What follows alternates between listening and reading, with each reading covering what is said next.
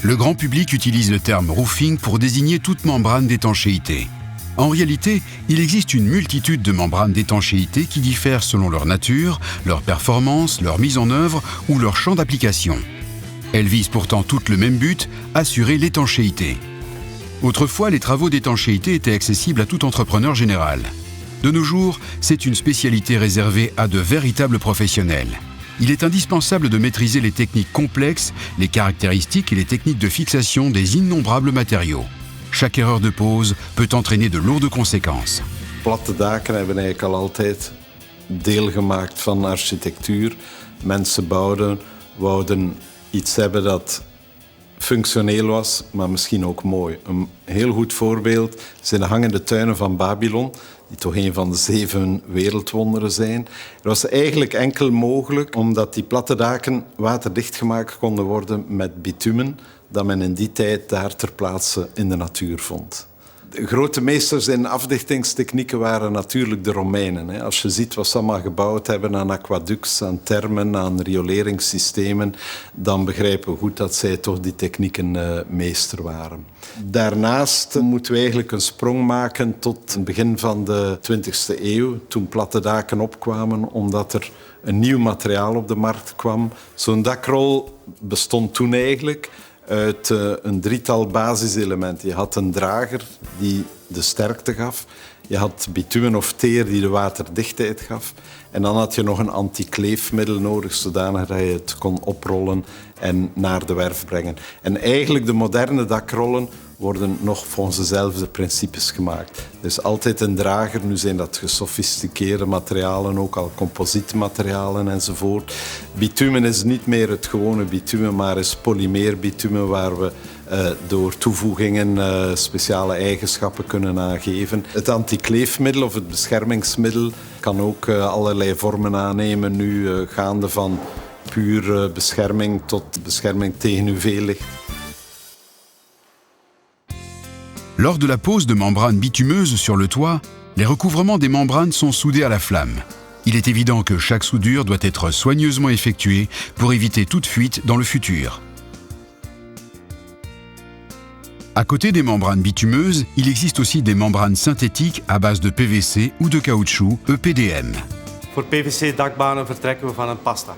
Die bestaat dus uit vaste stoffen en vloeistoffen, die we dan gaan opsmelten in een smeltmachine, tot ongeveer 180 graden Celsius.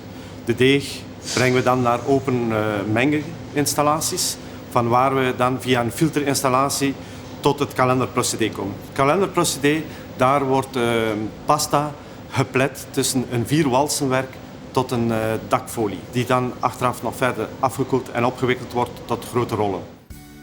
Dans cette machine, d'autres couches peuvent être ajoutées à cette feuille pour obtenir un produit final présentant les caractéristiques exigées. La membrane finale est, après refroidissement, découpée en rouleaux, prêts à être appliqués en toiture. La pose de ce type de rouleau exige d'autres techniques. De lasverbindingen worden gemaakt met een warme lucht, met een temperatuur van een 700-800 graden. Hier wordt dat gedaan met de hand. We hebben er ook lastoestellen voor die automatisch rijden. Maar omdat we hier met een groot hellingsvlak zitten, kunnen we die hier niet gebruiken. Une technique assez récente est l'usage d'un matériau d'étanchéité appliqué à l'état liquide. We werken hier met een vloeibaar systeem. Het wordt in verschillende lagen aangebracht. In de eerste laag wordt glasvezel aangebracht ter versteviging van het systeem. Waarna een tweede laag van hetzelfde product aangebracht wordt, dat alles volledig dicht is. Nu, het systeem op zich is dampopen. Dat wil zeggen, water dat erop valt langsboven, dat kan niet doordringen naar de ondergrond. Eventueel water dat wel in het beton zit, vocht bedoel ik, dat kan als waterdamp ontsnappen. Les techniques employées par ces entrepreneurs d'étanchéité évoluent sans cesse.